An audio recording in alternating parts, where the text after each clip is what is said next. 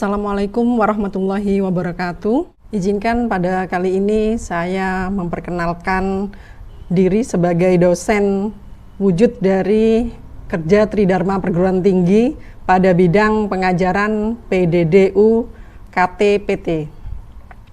Sistem pengajaran yang saya gunakan pada penyuluhan pertanian yang memiliki bobot SKS, di mana bobot SKS 3, di mana satu SKS-nya merupakan pembelajaran di lapangan. Sistem pengajaran yang digunakan diantaranya yaitu metode ceramah atau pressing method, kemudian yang kedua adalah metode diskusi atau discussion method, kemudian yang ketiga adalah metode demonstrasi atau demonstrasi method. Materi yang disajikan mengacu pada capaian pembelajaran lulusan pada mata kuliah ini, yaitu dari CPL menurunkan 5 CPMK dan menurunkan kembali 4 sub CPMK yang dibagi menjadi 14 kali pertemuan pembelajaran. Yang 2 pertemuan pembelajarannya itu adalah UTS dan UAS. Untuk menunjang kegiatan pembelajaran di kelas dan di lapang, saya menggunakan beberapa literaturnya sebagai berikut.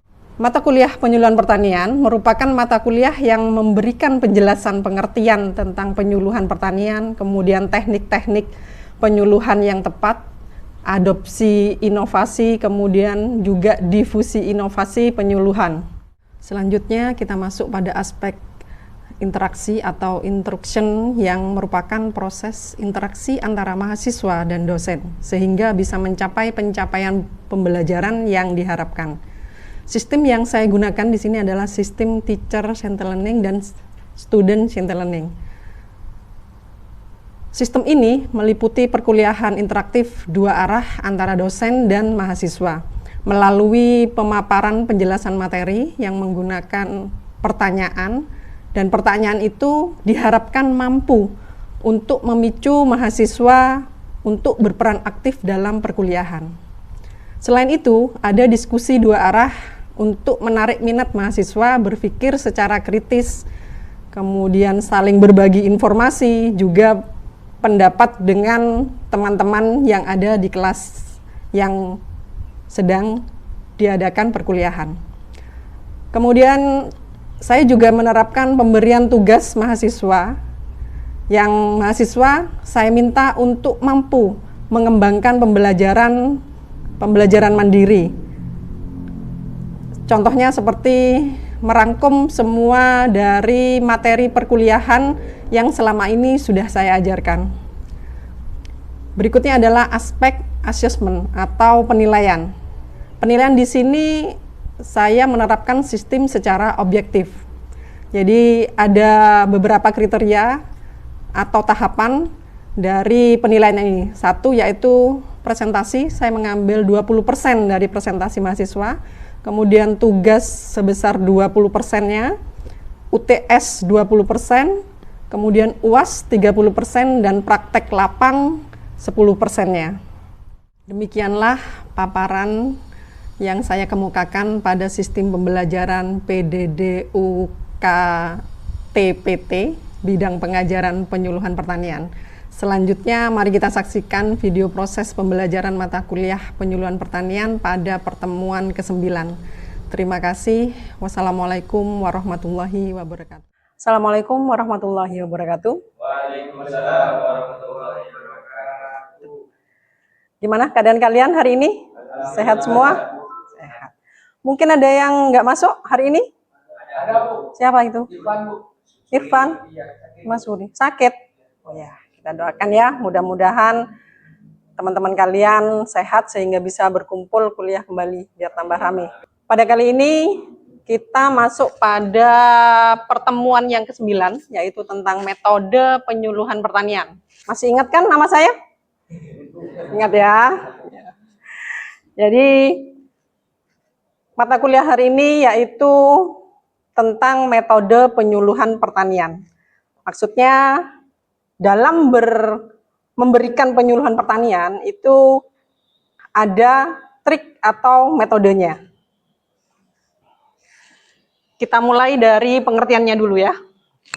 Jadi di sini saya mencoba memberikan pengertian dari metode penyuluhan pertanian secara sederhana, biar kalian itu bisa menangkap dan jelas gitu. Nanti kalau pas di saat ada yang tidak mengerti atau kurang paham, boleh ditanyakan. Nggak galak kok saya, ya. Jadi pengertian dari metode penyuluhan yaitu adalah suatu cara penyampaian materi penyuluhan secara sistematis hingga materi mudah dimengerti dan diterima oleh sasaran. Salah satunya, contohnya itu adalah bahasa yang kita pakai.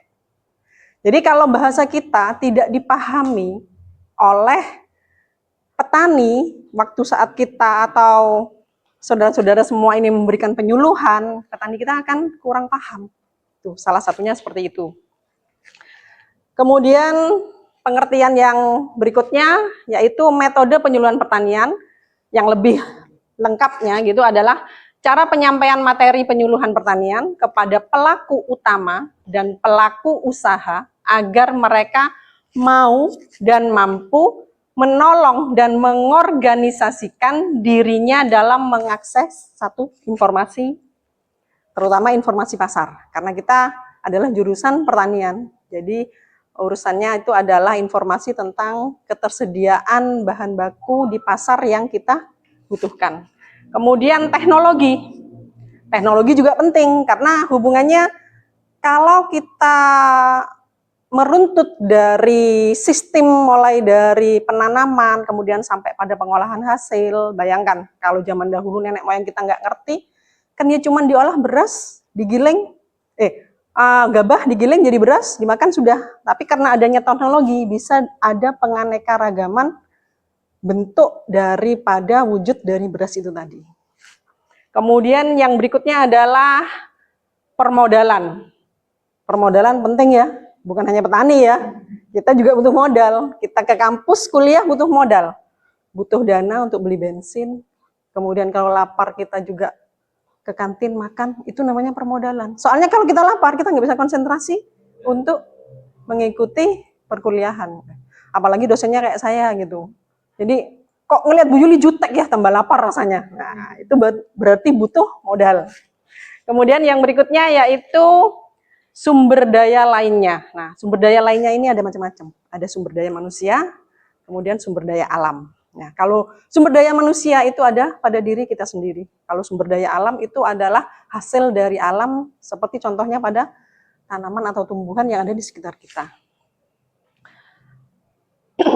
Berikutnya yaitu sumber daya lainnya sebagai upaya. Jadi kesemuanya itu merupakan upaya untuk meningkatkan produktivitas. Tahu produktivitas? Tahu? Produktivitas? Rumus produktivitas? Ada yang tahu? Lupa, Bu. Lupa. Oke, nanti kita ingatkan lagi ya. Kita lanjut di sini ya. Produktivitas, kemudian efisiensi usaha. Kalau efisiensi tahu ya? Ya, efisiensi tahu, kemudian pendapatan dan kesejahteraan, serta meningkatkan kesadaran dalam melestarikan fungsi lingkungan hidup. Jadi kita untuk membuat berkesinambungan dari produk pertanian, kita harus tetap mempertahankan atau melihat dari fungsi lingkungan hidup. Jadi tidak boleh punah tanaman itu, atau fungsi dari tanah pun itu tidak boleh rusak. Itu salah satunya, contohnya di situ. Kemudian yang berikutnya syarat-syarat metode penyuluhan yang baik. Nah, syarat-syaratnya salah satunya itu sesuai dengan keadaan sasaran. Jadi kalau kalian atau saudara-saudara semua ingin memberikan penyuluhan, minimal itu tahu. Jadi sesuai dengan keadaan sasaran. Umpamanya di sekitar kita nanam cabai. Terus kita mau ngomonglah tentang mangga. Relevan apa enggak? Nah, itu berarti harus sesuai dengan kondisi sasaran. Apa? Nah, dalam hal ini sesuai dengan kondisi sasaran itu biasanya kita studi tempat dulu. Jadi di daerah sini itu kira-kira permasalahannya ada di komoditi apa. Nah, itu salah satunya. Jadi kalau komoditinya itu adalah cabai, jangan kita memaparkan, memberikan penyuluhan terhadap petani itu adalah mangga, jagung. Nah, kan itu nggak sesuai. Kemudian cukup dalam kualitas dan kuantitas. Kualitasnya maksudnya informasi yang kita berikan terhadap petani berupa penyuluhan itu tadi memang benar-benar yang dibutuhkan petani dalam mengatasi permasalahan mereka yang menanam atau membudidaya tanaman pertanian. Tuh. Kemudian yang kuantitasnya jangan terlalu banyak-banyak. Maksudnya jangan sering penyuluhan. Nggak masuk ke pikirannya petani juga terlalu banyak. Jadi sesuaikan dengan kebutuhan yang ada di daerah itu. Biasanya kecenderungannya adalah petani mempunyai masalah biasanya pada hama dan penyakit atau terlalu banyak gulma. Nah, di situ berarti penyuluhan nanti yang akan kalian lakukan itu adalah seputar tentang permasalahan yang dihadapi petani di desa itu. Kemudian tepat mengenai sasaran dan waktunya. Sasarannya sudah tadi ya, umpamanya Lombok gitu. Nah, waktunya, waktu yang dibutuhkan ini jangan sampai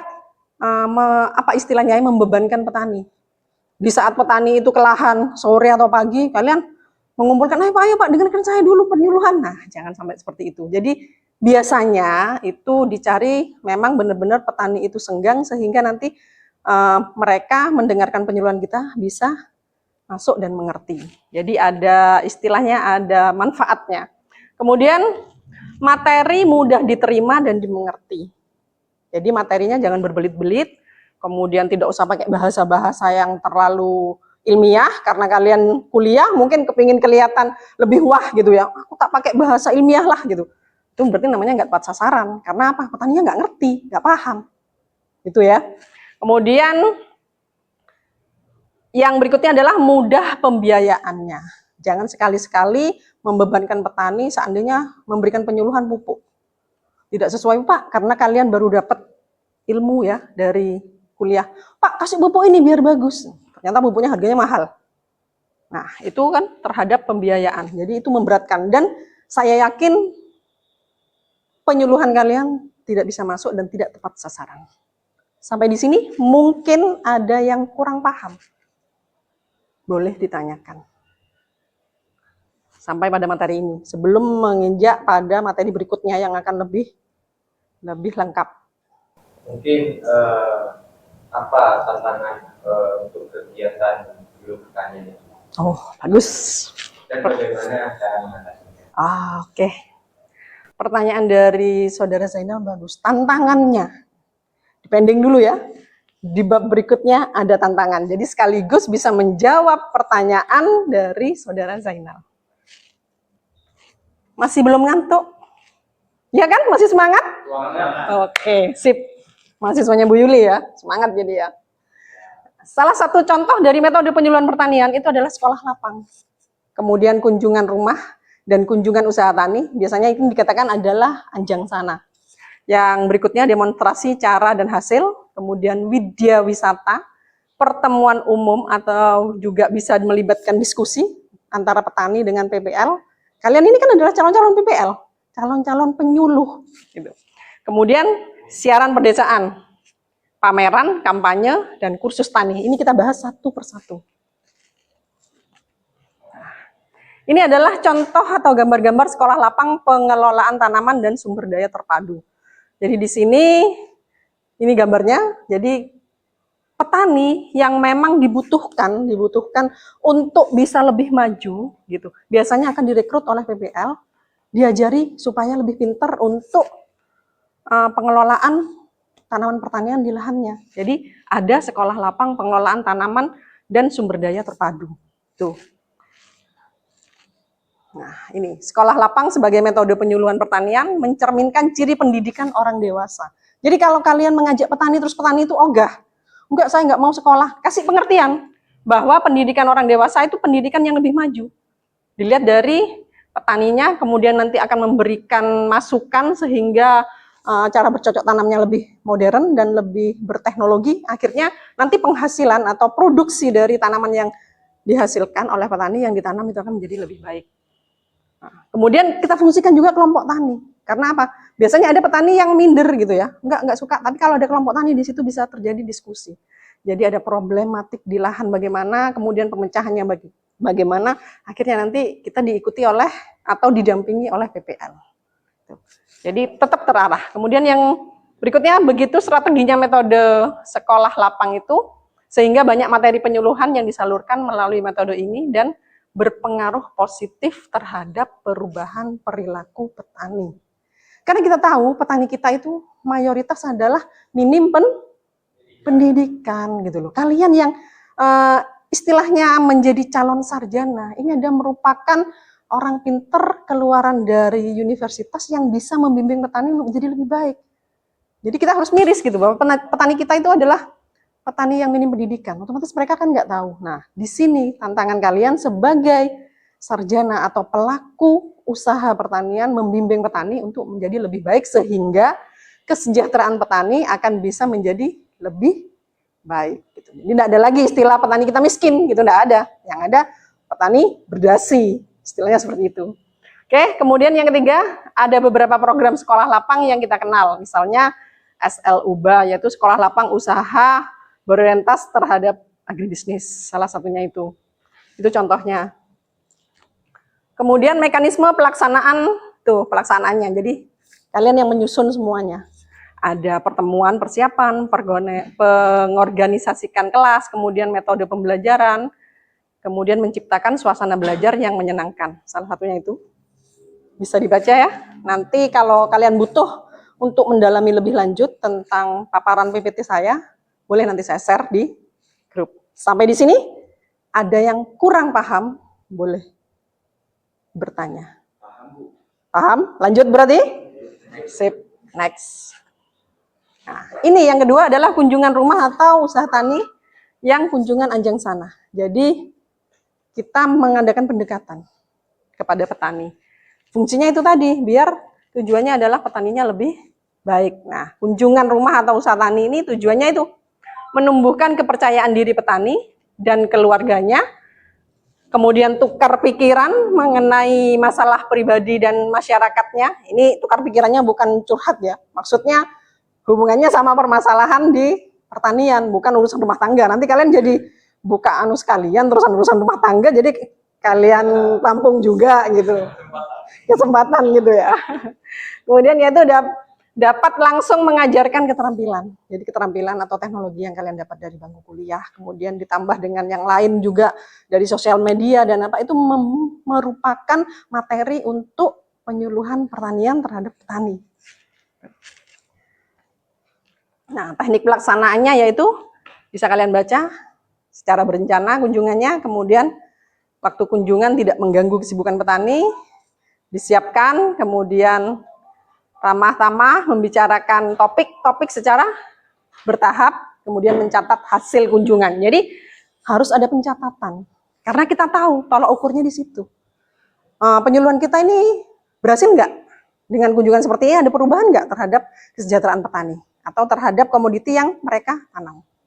Lebih baik atau lebih jelek? Kalau tolak ukurnya lebih jelek berarti kalian tidak berhasil menjadi seorang penyuluh. Nah, di situ tantangan kalian untuk lebih belajar lagi bagaimana trik-trik dan metode untuk menjadi penyuluh yang baik. Oke. Kemudian manfaat dan hambatannya, ya, masalah-masalah yang dipecahkan secara langsung, kemudian persahabatan dan kepercayaan mudah dibina dengan adanya anjang sana itu tadi.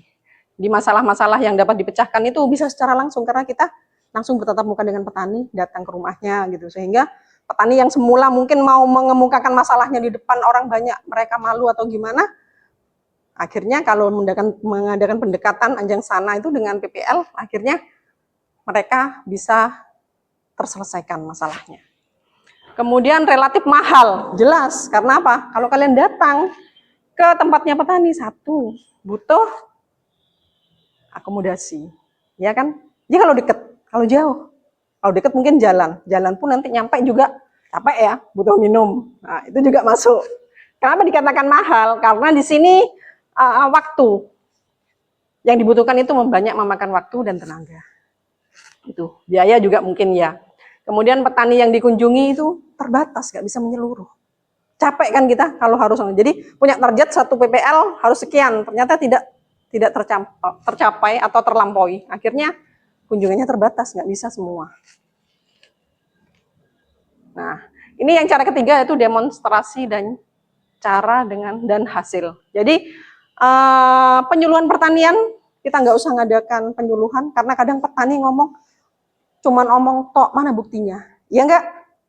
Nah, salah satunya yang paling pas itu adalah mendemonstrasikan cara dan hasil. Jadi kalau kalian ajak petani mendemonstrasikan teknologi yang kalian dapat, kemudian hasilnya bagus, secara tidak langsung kalian tidak usah woro-woro atau manggil-manggil, ayo Pak, dengerin saya ngomong, ini paling bagus gitu, nggak perlu kita banyak omong lagi. Kita langsung bisa menunjukkan bahwa ini loh, saya sudah mendemonstrasikan, kemudian hasilnya seperti ini, bagus. Gak usah ngomong kita, mesti petani itu akan bakalan ngomong, gimana caranya Dek?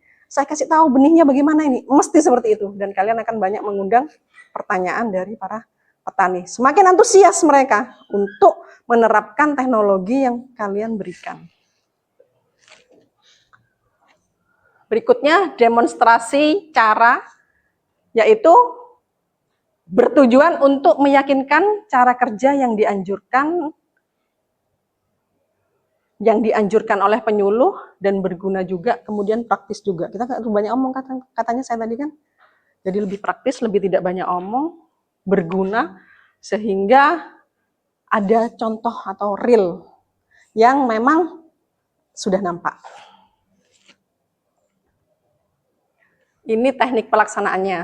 Jadi siapkan materi, tempat yang mudah dikunjungi, persiapan, diantaranya seperti itu, sampai pada meminta laporan dari para kontak tani.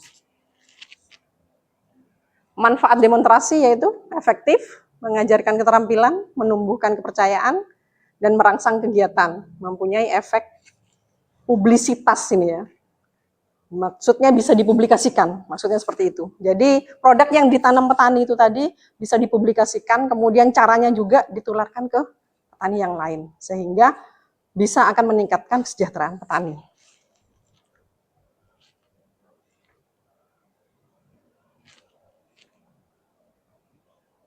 Ini teknik perencanaannya,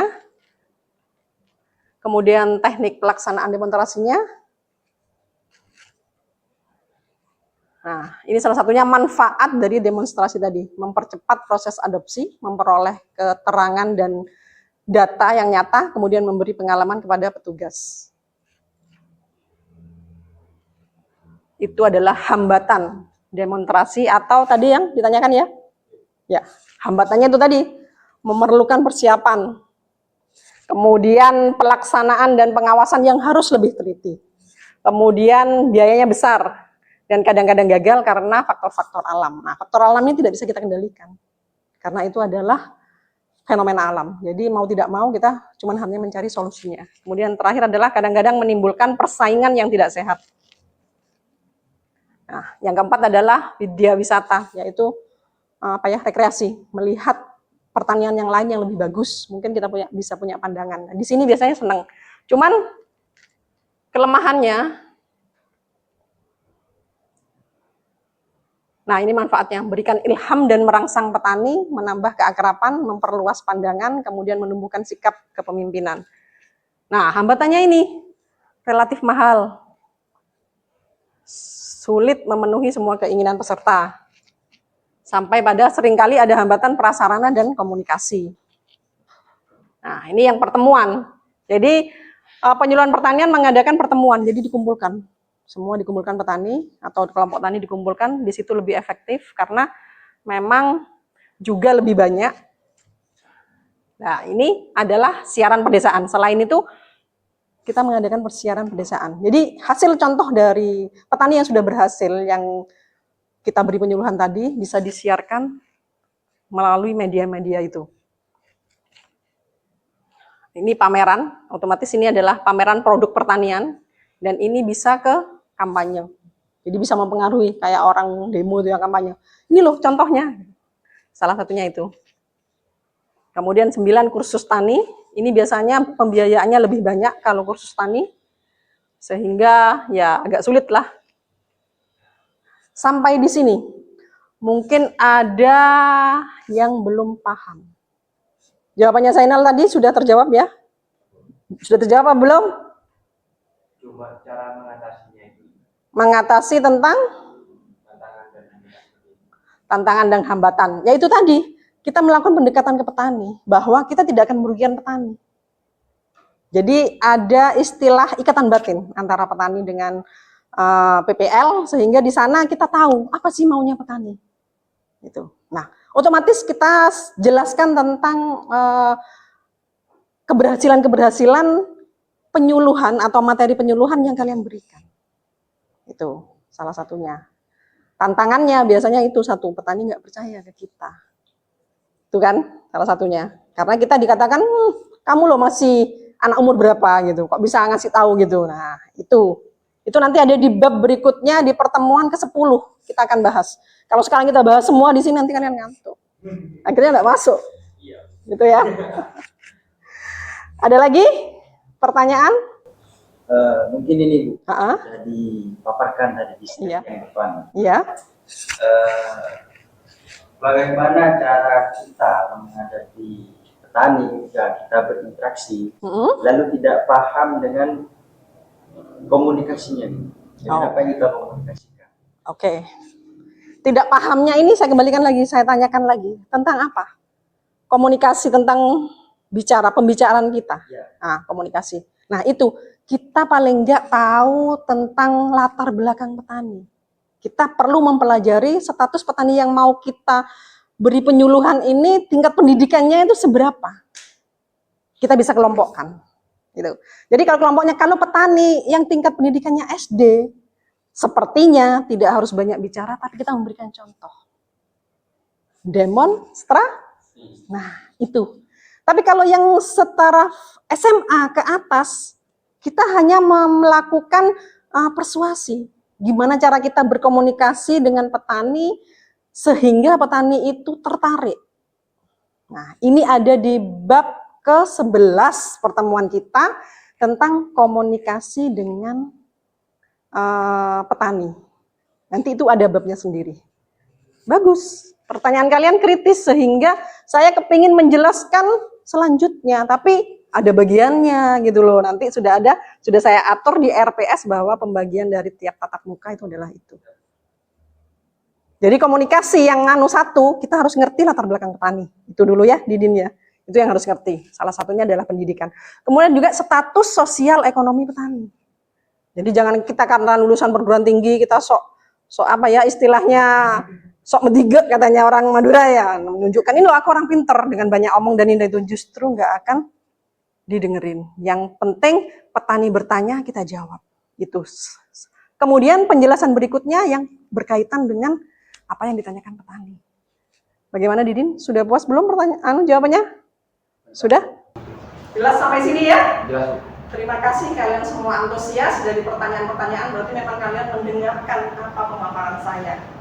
Kita bertemu lagi minggu depan dalam waktu dan kesempatan yang sama. Mudah-mudahan kita semua diberi kesehatan. Amin.